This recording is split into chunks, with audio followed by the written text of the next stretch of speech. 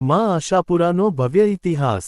મઢમાં માતાજીના ભુવાજી તિલાટ પરિવારનો સુવર્ણ ઇતિહાસ। માતાજીએ આશીર્વાદરૂપે આપ્યો છે સેવાપૂજાનો અબાધિત અધિકાર। કચ્છમાં સેંકડો વર્ષો સુધી જાડેજા વંશજોનું રાજ રહ્યું છે। રાજાશાહીના વખતમાં કચ્છના અનેક ગામો જાડેજા ક્ષત્રિયોએ વસાવ્યા છે। જે ગામો વસાવ્યા છે તે ગામોમાં તિલાટ પરંપરા આજે પણ જોવા મળે છે। તિલાટ એટલે ગામના મુખિયા, તિલાટ પદ ઉપર બેઠેલી વ્યક્તિને ગામ અને ગૌચરની રક્ષા કરવાની।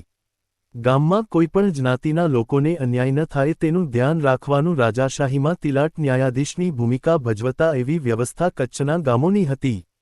વંશપરંપરાનુસાર તિલાટના નિધન બાદ તિલાટની પાગ તેના જ્યેષ્ઠ પુત્રને પહેરાવી તેને પદભાર સોંપવામાં આવે છે, જે પરંપરા આજે પણ ચાલી આવે છે।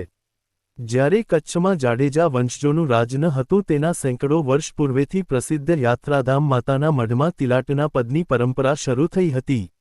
1942ના વર્ષમાં લેખક ખરાશંકર જે જોશીએ મઢના ઐતિહાસિક પુસ્તકમાં મઢના મુખ્ય મંદિરના ભુવા ચૌહાણ તિલાટ પરિવારની 84મી પેઢીથી મંદિરની સેવાપૂજાની નોંધ લખી છે।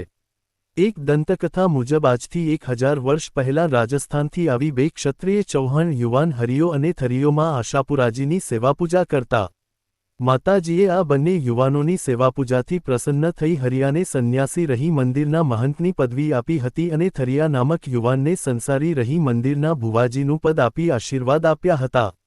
આજે પણ થરિયાનો વંશ માતાજીના મુખ્ય ભુવાજી તથા મઢના તિલાટ તરીકે ઓળખાય છે અને માતાજીની સેવાપૂજા કરી રહ્યા છે। આસો નવરાત્રિના આઠમના દિવસે અંદાજે 450 વર્ષ પૂર્વેથી ચાલી આવતી પતરીવિધિ કચ્છરાજ પરિવાર દ્વારા કરવામાં આવી રહી છે।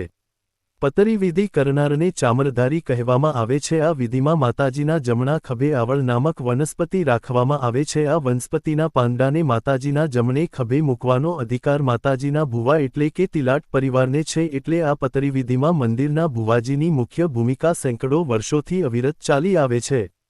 કચ્છરાજ પરિવાર તથા જાડેજા વંશજોના ઇષ્ટદેવીમાં આશાપુરાજી છે। માતાજી ચૌહાણ વંશજોના કુળદેવી છે અને તેના મુખ્ય ભુવાજી મઢનો તિલાટ પરિવાર છે, એટલે અહીં આવતા લાખો માઈભક્તો ભુવાજીના પરિવારને શ્રદ્ધાથી માન સન્માન આપે છે।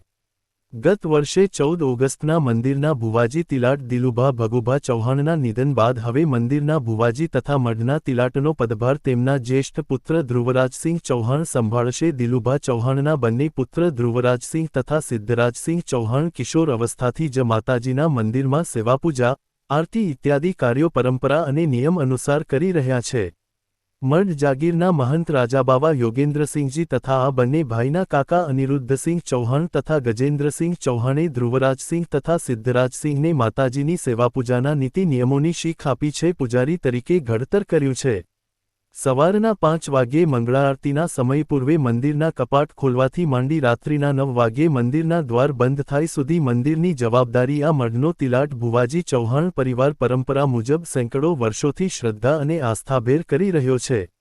લેખક ગિરીશ એલ જોશી। છબીમાં દર્શાવેલ વ્યક્તિઓ: 1 ધ્રુવરાજસિંહ ચૌહાણ, 2 સિદ્ધરાજસિંહ ચૌહાણ, 3 અનિરુદ્ધસિંહ ચૌહાણ, 4 ગજેન્દ્રસિંહ ચૌહાણ, અતુલ અઢિયા।